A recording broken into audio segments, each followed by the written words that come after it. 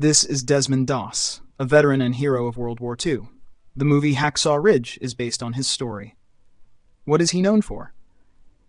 In the history of the United States, he is the only person to receive the nation's highest military award without ever killing an enemy or even carrying a weapon. His heroics were of a different kind. Risking his life, he saved people instead. Not just his fellow soldiers, but even his enemies. The way he did it is truly mind-blowing because it was incredible. In this video, we will tell you his story. Desmond Doss was born on February 7, 1919, in Lynchburg, Virginia, USA. His father was a carpenter and a World War I veteran, and his mother was a simple worker at a shoe factory. The family was very devout and raised the boy in the spirit of Adventism.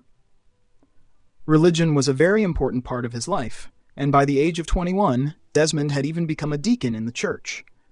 He strictly followed all biblical commandments, paying special attention to the commandment, "Thou shalt not kill." Additionally, he decided not to limit this principle to people and became a vegetarian. One might assume that religion was the main reason for his nonviolent views on life. However, his father had fought in the past and even received a medal for participating in combat. So why did the system fail specifically with Desmond? A long time ago, young Desmond witnessed a drunken brawl.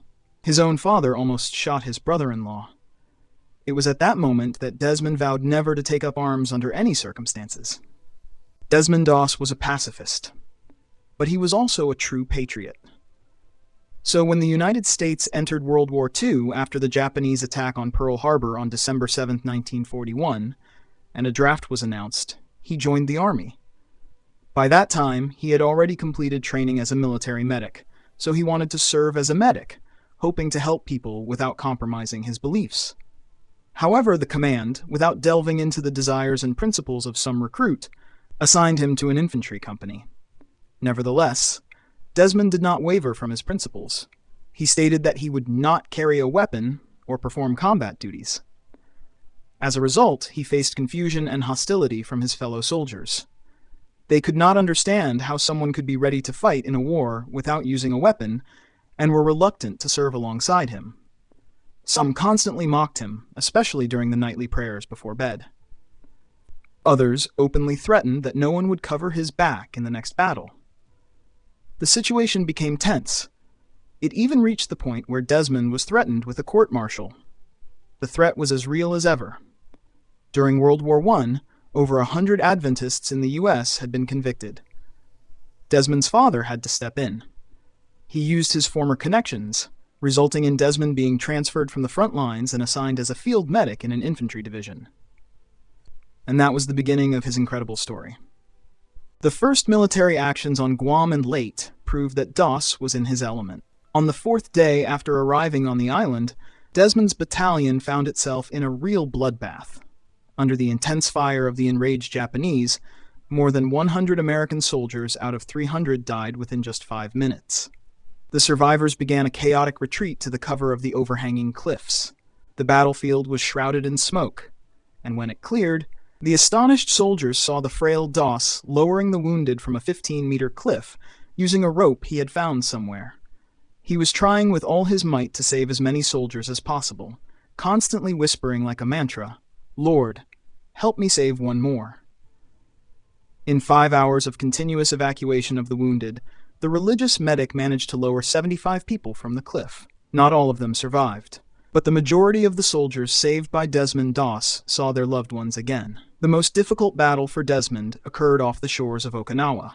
On May 21, 1945, along with his comrades, Doss went on the last assault on the cornered Japanese. While bandaging another wounded soldier, Desmond Doss tried to kick away a grenade that had fallen nearby.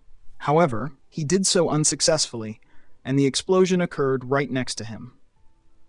Doss was wounded by the explosion, with shrapnel embedded in his thigh. Still, he refused a stretcher, giving up his place to a more seriously wounded comrade, ordering him to be taken to the medical station first. Desmond made his way on foot, encountering a Japanese sniper along the way, who shot him in the arm. Doss then had to take up a weapon. But guess what for? To shoot back? No. Using the rifle of another wounded soldier, Desmond fashioned a splint, binding the weapon to his injured limb with bandages. Throughout the war, he saved more than 100 soldiers. And this does not include the enemy soldiers whom Doss also tended to, believing that every human life is sacred. After the war, Doss remained closely connected with the Adventist Church and engaged in charitable activities. The hardships of military life took their toll on him.